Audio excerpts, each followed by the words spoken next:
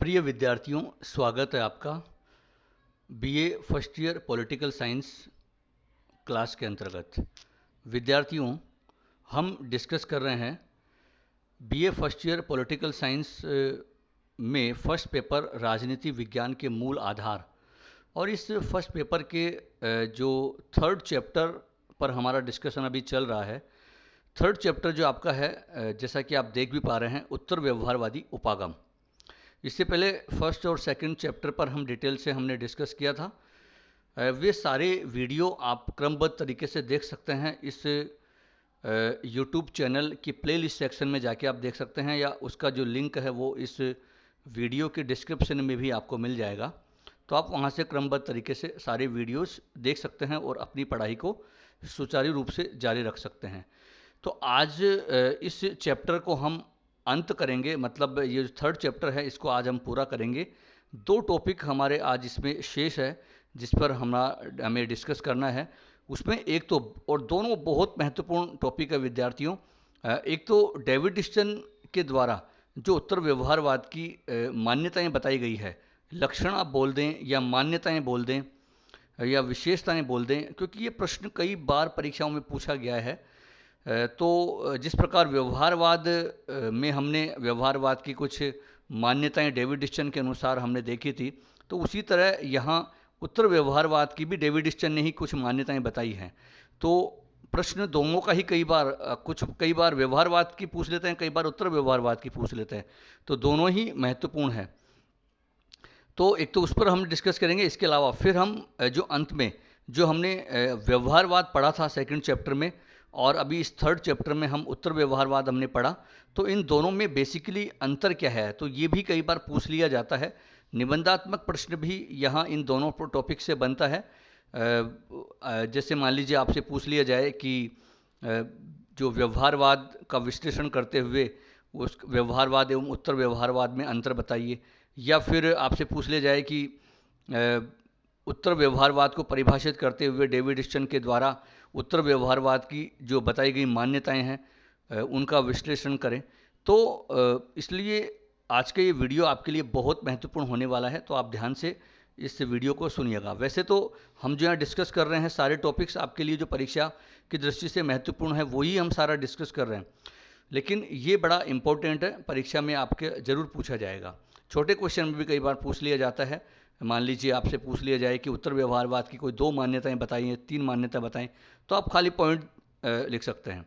तो विद्यार्थियों, यहाँ हम सारे टॉपिक्स को एक पॉइंट वाइज डिस्कस करते हैं जिससे कि आपको याद करने में आसानी हो। बस आपको करना कुछ नहीं है, आप एक नोट्स के रूप में ये जो यहाँ पीपीटी के द्वारा, पावर पॉइंट के द्वारा आपको यहाँ जो मटेरियल दिया जा रहा है, दिखाया जा रहा है, बस आप उसको अपनी एक नोटबुक में सेफली नोट कर लें। और जो चीज़ें जो आपको समझाई जा रही हैं, उन टॉपिक्स को, उन सब टॉपिक्स को जो समझाया जा रहा है, तो आप उसको समझ लें। तो फिर आप अपने शब्दों में उनको आप एक्सप्लेन कर सकते हैं, परीक्षा में प्रेजेंट कर सकते हैं। आपको रटना नहीं है। हाँ, पॉइंट्स आप अच्छे से याद कर लें, उनकी जो पृष्ठभूमि है, भूमिका, जो बातें बताई जा रही है, जो आपको नोट्स के रूप में सामने दी जा रही है, डिस्प्ले की जा रही है, तो उनको आप अच्छे से नोट कर लें, और बस यही कंप्लीट नोट्स आपके लिए। और आप फिर उनका जो एक्सप्लेनेशन है वो आप आराम से अपने शब्दों में उनको समझकर बता सकते हैं। तो इसलिए आपके लिए बहुत महत्वपूर्ण है ये सारी पूरी श्रृंखला। शीघ्र ही हम इसके अलावा जो बीए पार्ट सेकंड और बीए पार्ट थर्ड, मतलब सेकंड ईयर और थर्ड ईयर के लिए भी जो वीडियो श्रृंखला है हम शुरू करने वाले हैं। तो कुछ ही समय में, 1-2 दिन में आपको वो वीडियोज़ भी देखने को मिलेंगे। तो कभी आपके फर्स्ट ईयर, कभी सेकंड ईयर और कभी थर्ड ईयर, तीनों जो श्रृंखला है हम जारी रखेंगे। तो आइए आज के जो वीडियो की है वो शुरुआत करते हैं और देखते हैं आज का जो पहला टॉपिक है।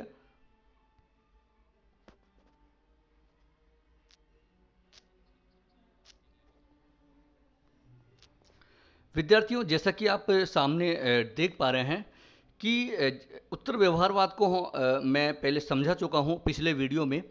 तो यहाँ डेविड ह्यूस्टन ने उत्तर व्यवहारवाद के 2 आधारभूत लक्षण बताए हैं, और फिर उसके बाद जो 7 मान्यताएं जो उत्तर व्यवहारवाद की डेविड ह्यूस्टन ने बताई है, क्योंकि ये जो 7 मान्यताएं उन्होंने बताई है वो उनके 2 आधारभूत लक्षण जो हैं उन पर ही आधारित है, उन पर ही टिकी हुई है। मैंने पहले भी आपको कहा था कल भी कि जो उत्तर व्यवहारवादियों का नारा भी था, उन्होंने ये नारा भी दिया था क्रिया निश्चितता और प्रासंगिकता का। तो ये जो पूरा उत्तर व्यवहारवाद है, पूरा इन दोनों के ऊपर ही टिका हुआ है। जो मूल आत्मा है उत्तर व्यवहारवाद की, वो क्रिया निश्चितता और प्रासंगिकता पर ही है। तो कर्मनिष्ठ विज्ञान या प्रासंगिकता पर ही है, आप ये ध्यान रखेंगे। तो यहाँ पर आप देख पा रहे हैं कि दो उन्होंने जो उत्तर व्यवहारवाद की प्रमुख आधारभूत जो लक्षण हैं वो बताए हैं। देखिए, यहाँ प्रश्न अगर आपसे पूछा जाता है कि उत्तर व्यवहारवाद के प्रमुख लक्षण बताएं, तो भी आप ये इन दोनों लक्षणों को बताते हुए डेविड की इन 7 मान्यताओं को बता सकते हैं। ये लक्षण के अंतर्गत भी आएंगी। और आपसे अगर मान लीजिए वो डेविड को लेकर पूछता है तो फिर आपको बतानी है, और डेविड वो नहीं भी पूछे तो भी आपको चला के बताना है, क्योंकि ये उसके लक्षण और मान्यताएं अगर आपसे कुछ भी पूछे जाएं तो यही आपका उसमें सारे टॉपिक्स, सारे पॉइंट हैं वो आएंगे। यहाँ जो 2 आधारभूत लक्षण की बात जो की जा रही है वही कि एक तो शोध की सार्थकता अथवा प्रासंगिकता, ठीक है। और मैं बता चुका हूँ, उनका मानना ये था कि जो अनुसंधान है, जो शोध है राजनीति में, वो कहीं न कहीं सार्थक होना चाहिए, प्रासंगिक होना चाहिए। केवल तथ्यों पर आधारित या ज्ञान पर आधारित शोध का कोई मतलब नहीं है, कोई फायदा नहीं है उसका। वो कहीं न कहीं समकालीन स्थितियों में सामाजिक और राजनीतिक और अंतर्राष्ट्रीय जो समस्याएं हैं, जो मानवीय जो संकट हैं, जो समस्याएं हैं, उनका समाधान करने वाला उनके लिए सार्थक होना चाहिए, तो ही उस शोध का मतलब है। तो एक तो इस पर उन्होंने जोर दिया, तो ये उनका आधारभूत लक्षण है। और दूसरा क्रिया निश्चितता या कर्म निश्चितता। तो क्रिया निष्ठता अथवा कर्म का मतलब यहाँ पर यह है कि उनका मानना था कि राजनीतिक शास्त्रियों को जो समाज और राजनीति के प्रति जो उनके कर्म हैं, जो जिम्मेदारियां हैं, जो कर्तव्य हैं, जो वो करनी चाहिए। और वो जिम्मेदारी यही है कि सामाजिक और राजनीति के प्रति जो उनके सरोकार हैं, उनको ध्यान में रखते हुए उन्हें शोध कार्य अनुसंधान करना चाहिए, उन समस्याओं के समाधान के लिए काम करना चाहिए। यही असली कर्म है। केवल तथ्यों या ज्ञान को इकट्ठा करना या ज्ञान पर आधारित शोध करना, उसका कोई फायदा नहीं है। तो यहाँ ये आपको ध्यान रखना है। उन्होंने क्रिया निष्ठा पर या कर्म पर अत्यधिक जोर दिया। तो ये 2 आधारभूत उन्होंने जो लक्षण बताए हैं, और इन्हीं दोनों लक्षणों पर जो आधारित है, टिकी हुई है, उन्होंने डेविड ने उत्तर व्यवहारवाद की 7 मान्यताएं भी बताई है। और ये 7 पॉइंट, 7 मान्यताएं हैं, ये पूरे उत्तर व्यवहारवाद की जो लक्षण हैं या उसकी मान्यताएं हैं, वो इसमें समझ में भी आ जाती है कि उत्तर व्यवहारवाद चाहता क्या है, ठीक है। तो यहाँ पर ये ध्यान रखना, प्रश्न परीक्षा में कई बार प्रश्न व्यवहारवाद को लेकर पूछ लिया जाता है, तो आप प्रश्न को अच्छे से पढ़ लें कि ये व्यवहारवाद का पूछ रहा है या उत्तर व्यवहारवाद का पूछ रहा है, क्योंकि ये ध्यान रखना है, क्योंकि डेविड ने दोनों की ही मान्यताएं या लक्षण बताए हैं। तो व्यवहारवाद में भी हमने पढ़ा था 2nd चैप्टर में, वहाँ व्यवहारवाद के 8 लक्षण या मान्यताएं डेविड ने बताई थी, और यहाँ उत्तर व्यवहारवाद की उन्होंने 7 मान्यताएं बताई है। इन 7 पॉइंट्स को हम डिटेल से थोड़ा सा डिस्कस करते हैं। हालांकि देखो, ये भी यहाँ पर आप देख पा रहे हैं कि इन्हें वो प्रासंगिकता के सिद्धांत भी कहता है। ये जो 7 मान्यताएं हैं, इनको प्रासंगिकता के सिद्धांत भी कहता है। तो कई बार प्रश्न आपसे पूछ लिया जाए छोटे क्वेश्चन के रूप में, तो भी आप यहाँ बता सकते हैं।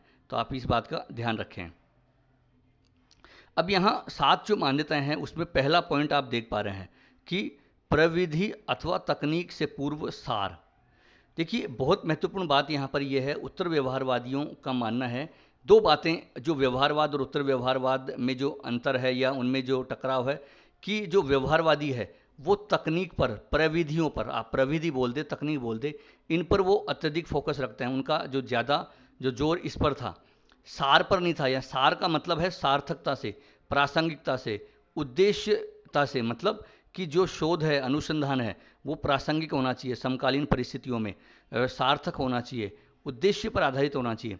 और जो यहाँ तकनीक से मतलब जो उनकी नवीन नवीन जो तकनीक प्रविधियाँ जो उन्होंने खोज में प्रयोग में ली, जो अनुसंधान के रूप में प्रयोग में लेते थे व्यवहारवादी, जिस पर वो जोर देते थे, तो उस पर है।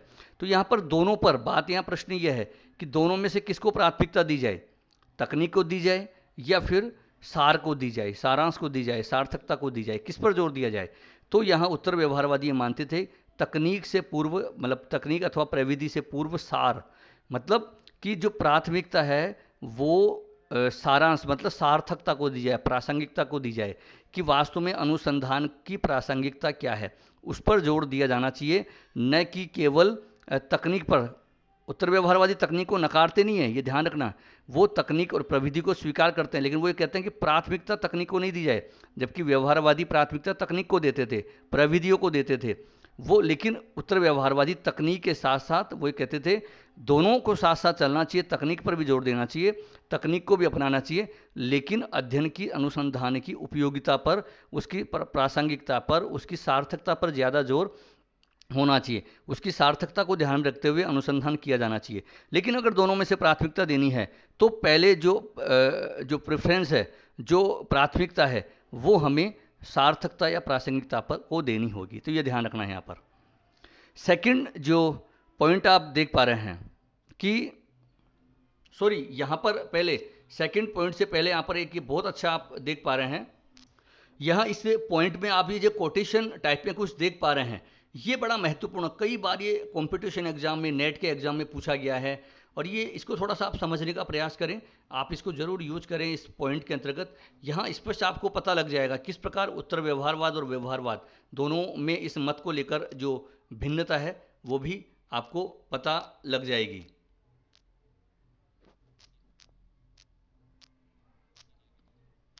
यहाँ दिया आप देख पा रहे हैं कि व्यवहारवादियों का क्या नारा था। व्यवहारवादी क्या कहते थे कि अस्पष्ट होना जितना बुरा था, गलत होना उतना नहीं। आप एक एक बात को समझिएगा कि व्यवहारवादियों का क्या नारा था, व्यवहारवादी क्या कहते थे कि अस्पष्ट होना जितना बुरा था, गलत होना उतना नहीं है। मतलब वो उनका मानना ये था गलत नहीं होना चाहिए, मतलब अस्पष्टता हो वो चलेगा, उसको वो ठीक मानते थे, उसको वो स्वीकार करते थे, लेकिन गलत कतई नहीं होना चाहिए। इसलिए वो इतना परिरक्षण पर, या इतना मतलब उसको साइंटिफिक वे में ले जाते थे, इतनी वैज्ञानिकता पर, इतनी परिशुद्धता पर बल देते थे कि वो एक एक चीज़ को सत्यापित करने का प्रयास करते थे, विशुद्ध विज्ञान की भांति, प्राकृतिक विज्ञान की भांति। वो राजनीति जो शास्त्र की विषय वस्तु है उसको भी सत्यापित करने का प्रयास करते थे। तो वो इसलिए कि परफेक्ट होना चाहिए, बिल्कुल सब कुछ जो भी हो तथ्यों पर आधारित होना चाहिए, फैक्ट्स पर आधारित होना चाहिए। तो वो अस्पष्टता को स्वीकार नहीं करते थे। वो भले गलत हो जाए वो कोई दिक्कत नहीं है, लेकिन अस्पष्ट नहीं होना चाहिए, बिल्कुल क्लियरिटी होनी चाहिए। जबकि जो उत्तर व्यवहारवादी है उनकी आप देख पा रहे हैं, उत्तर व्यवहारवादियों ने विस्तृत नारा दिया, मतलब उन्होंने, उनकी जो व्यापक सोच आप देखिए क्या थी कि अप्रासंगिक सुनिश्चितता से अस्पष्ट होना कम बुरा था। मतलब अप्रासंगिक नहीं होना चाहिए, मतलब सार्थकता अनुसंधान की होनी चाहिए।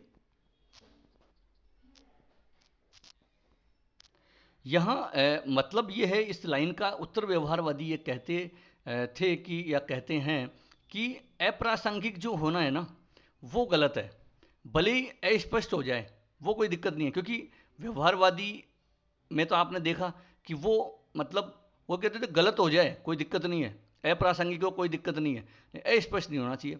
लेकिन उत्तर व्यवहारवादियों का मानना था कि अस्पष्ट नहीं होना चाहिए, मतलब अस्पष्ट हो जाए, सॉरी अस्पष्ट हो जाए, अप्रासंगिक नहीं होना चाहिए, वो चीज़ गलत है जिसकी कोई सार्थकता ही नहीं है, भले वो अस्पष्ट हो वो कोई दिक्कत नहीं है। तो यहाँ एक व्यापक सोच उत्तर व्यवहारवादियों की थी। तो इस जो लाइन को, इस कोटेशन को, इस नारे को आप ध्यान रखें किस प्रकार ये उत्तर, क्योंकि कई बार ये पूछ लेते हैं कि ये किसका था, मतलब दोनों में से आपसे पूछ लेंगे उत्तर व्यवहारवाद का था या व्यवहारवाद का था, तो आप कंफ्यूज हो सकते हैं। और ये जो मैंने शामिल किया है यहाँ पर विशेषकर उन विद्यार्थियों के लिए जो पीजी आगे की तैयारी भी वो करना चाहते हैं, पीजी भी पॉलिटिकल साइंस में करना चाहते हैं, या फिर जो आगे नेट, स्लेट और या फिर आरपीएससी जैसी एग्ज़ाम, लेक्चरर की एग्ज़ाम वो देना चाहते हैं। तो ये उस दृष्टि से बहुत महत्वपूर्ण, क्योंकि कई बार ये पूछा गया है, इसलिए मैंने यहाँ इसको शामिल किया है, और यहाँ भी आपसे परीक्षा में पूछा जा सकता है, तो आप ध्यान रखें। नेक्स्ट विद्यार्थी, दूसरा जो पॉइंट है, दूसरी जो मान्यता है डेविड के अनुसार, आप देख पा रहे हैं सामाजिक परिवर्तन पर बल। देखिए इसका मतलब ये है कि जो डेविड का जो मानना था, उत्तर व्यवहारवादियों का जो मानना था, डेविड ने जो उत्तर व्यवहारवाद की जो मान्यता बताई उसमें कहा उन्होंने कि सामाजिक जो परिवर्तन पर बल दिया, मतलब सामाजिक परिरक्षण की बजाय सामाजिक परिवर्तन पर अत्यधिक बल दिया, कि जो समाज में जो एक परिवर्तन होते रहते हैं उन परिवर्तनों के अनुसार अनुसंधान होना चाहिए। केवल ज्ञान जो है बस उस पर ध्यान रखना और सामाजिक परिवर्तनों की उपेक्षा कर देना, क्योंकि ज्ञान की सार्थकता तब है कि जब जो समाज में जो होने वाले परिवर्तन है, जो अनेक राजनीतिक स्तर पर, सामाजिक स्तर पर जो विभिन्न परिवर्तन है, उसके अनुरूप जो अगर ज्ञान को रखा जाए, उसका शोध किया जाए, अनुसंधान किया जाए, तब तो उस अनुसंधान का मतलब है, अन्यथा नहीं है। तो इसलिए सामाजिक परिवर्तन को उन्होंने अत्यधिक बल दिया कि केवल परिरक्षण करने से कुछ नहीं होगा, सामाजिक परिवर्तनों को ध्यान में, क्योंकि समाज में तो समय काल परिस्थिति के अनुसार परिवर्तन होते रहते हैं, राजनीति में, राजनीतिक व्यवस्थाओं में, वैश्विक स्तर पर। तो उन परिवर्तनों के आधार पर जो अनुसंधान होना चाहिए, तो उस पर उन्होंने अत्यधिक बल दिया। तीसरा जो पॉइंट आप देख पा रहे हैं कि समस्याओं के विश्वसनीय निदान की आवश्यकता पर बल। उन्होंने कहा कि जो विभिन्न जो वैश्विक समस्याएं हैं, जो मानवीय संकट जो पूरे विश्व के स्तर पर हो रहे थे, जो राजनीतिक जो समस्याएं, सामाजिक समस्याएं, उनके विश्वसनीय निदान की आवश्यकता है। केवल प्रयोगशालाओं में बड़ी बड़ी मतलब जो एक समय खर्च करना, अनुसंधान करना तकनीकों के आधार पर, या फिर केवल बस ज्ञान पर ही फोकस रखना, उसकी सार्थकता पर फोकस नहीं रखना, तो कोई उसका वो कोई विश्वसनीय निदान नहीं है। मतलब हमें जो विभिन्न जो संकट जो अंतर्राष्ट्रीय स्तर पर राजनीति और समाज में जो दिखाई दे रहे थे उस समय, उनका विश्वसनीय निदान होना चाहिए, उन समस्याओं का समाधान होना चाहिए। अनुसंधान ऐसा हो जिनमें कि उन समस्याओं का, उन संकटों का, उन दिक्कतों का समाधान सुझाया जाए, उनका निदान हो, न केवल बस हम शोध करे जाएं और फैक्ट्स पर आधारित, और वो जो समाज में जो व्याप्त संकट है, राजनीति और सामाजिक स्तर पर, वैश्विक स्तर पर मानवीय जो संकट जो थे, उनके समाधान में, उनके निदान में उनका कोई मतलब ही नहीं हो, तो फिर ऐसी अनुसंधान का, ऐसे शोध का कोई मतलब नहीं है। तो इसलिए उन्होंने समस्याओं के विश्वसनीय निदान की आवश्यकता पर बल दिया। जो और प्रमुख जो वैश्विक जो समस्याएं हैं, कौन कौन सी थी, वो आप देख ही पा रहे हैं। पहले भी मैंने आपको कल भी बताया था कि ये सारे जो समस्याएं, क्योंकि ये समस्याएं उस समय थी जिस काल में ये उत्तर व्यवहारवाद का आगाज़ हुआ। द्वितीय विश्व युद्ध के बाद ये जो आणविक संकट की स्थिति, गृह युद्ध की स्थिति, जो जनसंख्या विस्फोट, जो पर्यावरण की जो समस्याएं हैं, और बहुत सारी समस्याएं जो व्याप्त थी, तो अनुसंधान ऐसा हो, इनका जोर ये था उत्तर व्यवहारवादियों का कि अनुसंधान ऐसा हो कि जो इन समस्याओं के कुछ विश्वसनीय निदान कर सके, इन समस्याओं का समाधान कर सके। नेक्स्ट जो चौथा पॉइंट आप देख पा रहे हैं कि मूल्यों के महत्व को स्वीकारना। उत्तर व्यवहारवादियों ने इस पर काफ़ी जोर दिया, मतलब कि जो व्यवहारवाद में किस प्रकार मूल्य निरपेक्षता पर बल दिया था, मूल्यों को बिल्कुल नकार दिया गया था। इन्होंने, उत्तर व्यवहारवादियों का मानना यह था कि मूल्यों के महत्व को स्वीकार करना पड़ेगा, मूल्यों को बिल्कुल नकार कर मतलब ज्ञान को आगे नहीं बढ़ा सकते, ज्ञान की कोई सार्थकता नहीं है, उस अनुसंधान की, उस शोध की सार्थकता नहीं है, क्योंकि जो मूल्यों को हमें एक केंद्रीय स्थान देना ही होगा। मूल्यों के आधार पर ही उस ज्ञान की सार्थकता है। मूल्य विहीन जो ज्ञान है उसकी कोई सार्थकता नहीं है, कोई प्रासंगिकता नहीं है। इसलिए मूल्यों को केंद्रीय स्थिति देनी होगी और मूल्यों के महत्व को स्वीकार करना पड़ेगा। जिस प्रकार व्यवहारवादियों ने बिल्कुल मूल्यों को नकार दिया था, मूल्य निरपेक्षता पर बल दिया था, तो उन्होंने मूल्यों के महत्व को स्वीकार किया कि केवल तथ्यों को भी उसको भी महत्व दिया जाए, लेकिन तथ्यों के साथ साथ मूल्यों के महत्व को भी स्वीकार करना पड़ेगा। तो यहाँ पर ये तथ्य और मूल्य दोनों की बात करी, जबकि जो व्यवहारवादी थे वो केवल तथ्यों की बात करते हुए मूल्यों को बिल्कुल नकार देते थे। तो यहाँ पर ये आप ध्यान रखेंगे। नेक्स्ट जो आप देख पा रहे हैं कि बुद्धिजीवियों की समाज और मानवता के प्रति भूमिका। उत्तर व्यवहारवादियों का मानना था, उनका जोर था कि जो समाज में जो बुद्धिजीवी वर्ग है, और विशेषकर जो राजनीतिक शास्त्री है, जो प्रोफेसर्स, जो विश्वविद्यालयों में जो पढ़ा रहे हैं, जो शोध कर रहे हैं, जो राजनीतिक शास्त्री, तो उनकी कुछ समाज के प्रति, कुछ मानवता के प्रति कुछ एक सरोकार होते हैं, तो उनको अपनी जो उस बेहतर भूमिका को, उनके सरोकारों को अपनाना पड़ेगा। उनको जो शोध अनुसंधान में जो मानवीय समस्याएं हैं, सामाजिक समस्याएं हैं, उनका समाधान करना होगा। तो उन्होंने कुल मिला के, उत्तर व्यवहारवादियों ने जो बुद्धिजीवी वर्ग था, जो शिक्षक वर्ग, प्रोफेसर्स, जो राजनीतिक शास्त्री, उनकी मानवता और समाज के प्रति जो भूमिका थी, जो उनके सरोकार थे, उनको ऊपर लाए और उस सरोकार को ध्यान में रखते हुए, उस भूमिका को ध्यान में रखते हुए उन्होंने शोध करने पर बल दिया। नेक्स्ट आप देख पा रहे हैं छठा पॉइंट, कर्मनिष्ठ विज्ञान। तो कर्मनिष्ठ विज्ञान का यहाँ मतलब पहले भी मैं आपको बता चुका हूँ कि ये कर्मनिष्ठता पर, क्रियानिष्ठता पर अत्यधिक जोर देते थे। उन जो राजनीतिक शास्त्रियों को कि केवल प्रयोगशालाओं में बैठकर अध्ययन करने से, शोध करने से कुछ नहीं होगा, बल्कि जो वास्तविक जो कर्म है बुद्धिजीवियों के, राजनीति शास्त्रियों के, जो समाज के प्रति, मानवता के प्रति, राज्य के प्रति, अंतर्राष्ट्रीय स्तर के प्रति, तो उनका जो कर्म है वो केवल शोध करना ही नहीं है, बल्कि उनका वास्तविक कर्म क्या है? सार्थक शोध करना है, प्रासंगिक शोध करना है, समस्याओं के विश्वसनीय निदान पर आधारित शोध करना है। ये आपको ध्यान रखना है। नेक्स्ट जो अंतिम मान्यता, अंतिम जो पॉइंट आप देख पा रहे हैं कि व्यवसायों का राजनीतिकरण। वो कहते हैं कि जितने भी जो व्यवसाय हैं, मतलब उनको उनका राजनीतिकरण करने पर वो बल देते थे। जैसे मान लीजिए विश्वविद्यालय हैं, मतलब प्रोफेसर्स वहाँ पढ़ाते हैं, उनको उसके बदले में कुछ मिलता है, एक तरह से व्यवसाय है उनका वो, तो वहाँ शोध करते हैं, तो एक तरह से उनका राजनीतिकरण किया जाए, उस पर उन्होंने अत्यधिक बल दिया, उनका राजनीतिकरण किया।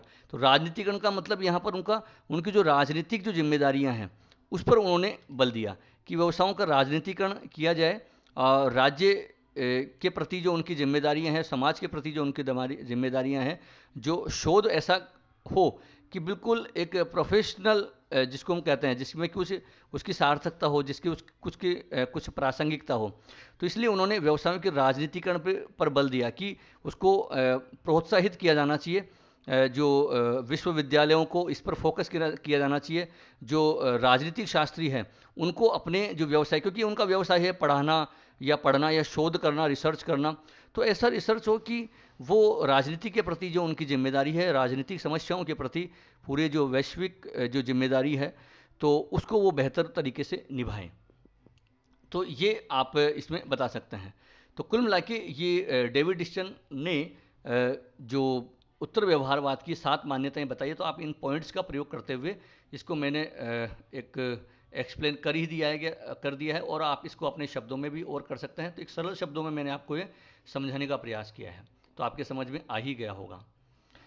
नेक्स्ट हम देखते हैं, अब तो आपका ये उत्तर व्यवहारवाद कंप्लीट है। अब हम जो कि एक बड़ा महत्वपूर्ण प्रश्न भी होता है, पूछा भी जाता है, क्योंकि व्यवहारवाद और उत्तर व्यवहारवाद दोनों में कई बार कन्फ्यूजन होता है, तो दोनों में जो अंतर है, वास्तविक जो अंतर क्या है, वो हम देखते हैं नेक्स्ट स्लाइड में।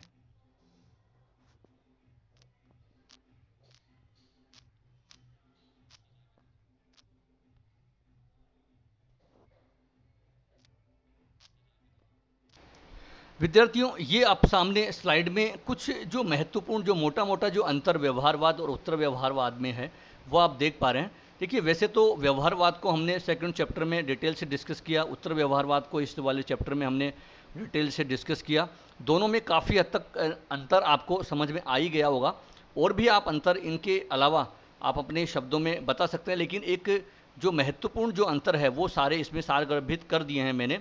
तो आप थोड़ा सा इनको मैं आपको समझा देता हूं, तो आपको और क्लियर हो जाएगा कि बेसिकली दोनों में जो अंतर है वो क्या है। वैसे आपको एक प्रारंभिक रूप में तो आपको ये पता है ही, आपको बता चुका हूं कि जो व्यवहारवाद का जो आगाज है, व्यवहारवाद का जो जन्म है, वो व्यवहारवाद से पूर्व जो परंपरागत दृष्टिकोण, परंपरा उस के एक तरह से प्रतिक्रिया स्वरूप, उसके विरोध स्वरूप व्यवहारवादी क्रांति, व्यवहारवादी आंदोलन ने जन्म लिया था, और फिर उसके बाद व्यवहारवाद के विरुद्ध जो प्रतिक्रिया स्वरूप उत्तर व्यवहारवाद ने जन्म लिया था। लेकिन यहाँ दोनों में अंतर है। ऐसा नहीं है कि जो जिस उद्देश्य के आधार पे जो परंपरावाद का विरोध व्यवहारवाद ने किया था, उसी आधार पर उत्तर व्यवहारवाद ने व्यवहारवाद का किया हो, ऐसा नहीं है। मतलब जो कि मैं आपको बता भी चुका हूँ कि व्यवहारवाद ने तो परंपरावाद को बिल्कुल समूल समाप्त करके, एक तरह से बिल्कुल अस्वीकार करके एक नवीन क्रांति को जन्म दिया था। लेकिन यहाँ उत्तर व्यवहारवाद ने व्यवहारवाद को समाप्त करके नवीन कोई आंदोलन को जन्म नहीं दिया, बल्कि ये उत्तर व्यवहारवाद था, वो व्यवहारवाद में सुधार लाने का आंदोलन था। ये आपको ध्यान रखना है। तो ये बेसिकली इसमें बात है। अब बाकी इसमें जो आप देख पा रहे हैं, इस आधार में अंतर आप और स्पष्ट आपको हो जाएगा। जैसा कि आप पहला पॉइंट आप देख पा रहे हैं, व्यवहारवादी जो हैं वो तकनीक पर अत्यधिक बल देते हैं। आप देख भी पा रहे हैं, वो तकनीक पर, प्रविधियों पर, तथ्यों पर अत्यधिक जोर देते हैं। या आप इसको यूँ समझ सकते हैं कि जो व्यवहारवादी है वो तकनीक और तथ्यों पर एक तरह से अत्यधिक प्रधानता देते हैं, जबकि उत्तर व्यवहारवादी है वो तकनीक पर भी जोर देते हैं, तथ्यों पर भी जोर देते हैं, लेकिन उनके उचित प्रयोग पर बल देते हैं। मतलब यहाँ दोनों में थोड़ा सा अंतर आपको माइनर अंतर लग रहा होगा, थोड़ा समझने का प्रयास कीजिएगा कि जो व्यवहारवादियों का जो फोकस था वो टेक्नोलॉजी पर, तकनीक पर, प्रविधियों पर अत्यधिक था, तो वो तथ्यों की बजाय तकनीक पर अत्यधिक जोर देते थे। ठीक है, तथ्यों को भी पर भी देते थे लेकिन तकनीक पर अत्यधिक। देखिए उत्तर व्यवहारवादी हैं वो दोनों के उचित प्रयोग पर बल देते थे। वो कहते कि जहां औचित्यता हो, तकनीकी औचित्यता है तो फिर तकनीक पर बल दिया जाए, तथ्यों की औचित्यता है, सार्थकता है तो फिर तथ्यों पर बल दिया जाए। तो मतलब उनके उचित प्रयोग पर बल देते थे। जबकि जो व्यवहारवादी थे वो तो बस अंधाधुंध तकनीकों पर अत्यधिक प्रयोग पर बल, और उसके अलावा कुछ वो बात ही नहीं करते थे। व्यवहारवादियों का तकनीक पर अत्यधिक जोर था उनका, ठीक है, तथ्यों से। तो इसलिए यहाँ थोड़ा सा ध्यान रखना कि ये जो माइनर अंतर इसमें जो है आप देख पा रहे हैं। नेक्स्ट जो सेकंड पॉइंट में आप देख पा रहे हैं, व्यवहारवादी जो राजनीति विज्ञान को, राजनीति शास्त्र को एक प्राकृतिक विज्ञान की भांति, जो प्राकृतिक विज्ञान में जिन तकनीकों, पद्धतियों, प्रविधियों को अपनाया जाता था, उन पद्धतियों, तकनीकों अपनाते हुए एक तरह से उसको परिशुद्ध विज्ञान बनाने का प्रयास करते हैं। जबकि उत्तर व्यवहारवादी ऐसा नहीं करते हैं।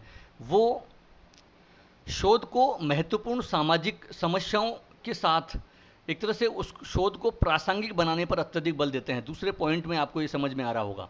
ठीक है, मतलब एक सिंपल वर्ड में अगर इसको कहा जाए कि जहाँ, हालांकि हम देख चुके हैं कि जहाँ जो व्यवहारवादी है वो जो राजनीति शास्त्र को एक तरह से प्राकृतिक विज्ञान की प्रविधियों को अपनाते हुए वो उसको परिशुद्ध विज्ञान की ओर ले जाना चाहते हैं, परिशुद्ध विज्ञान की तरह उसका अध्ययन करना चाहते हैं। जबकि जो उत्तर व्यवहारवादी वो राजनीति को एक परिशुद्ध विज्ञान बनाने की बजाय वो प्रासंगिकता पर जोर देते हैं कि प्रासंगिक अध्ययन किया जाए।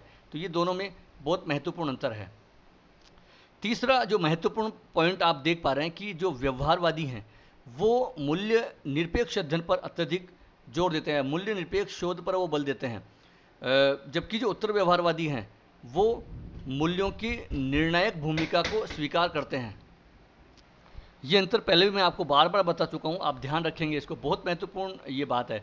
तो मूल्य निरपेक्षता पर वो बल देते हैं व्यवहारवादी, जबकि उत्तर व्यवहारवादी मूल्यों के जो महत्व को स्वीकार करते हैं। ये ध्यान रखना है, मूल्य सापेक्षता की बात नहीं करेंगे हम।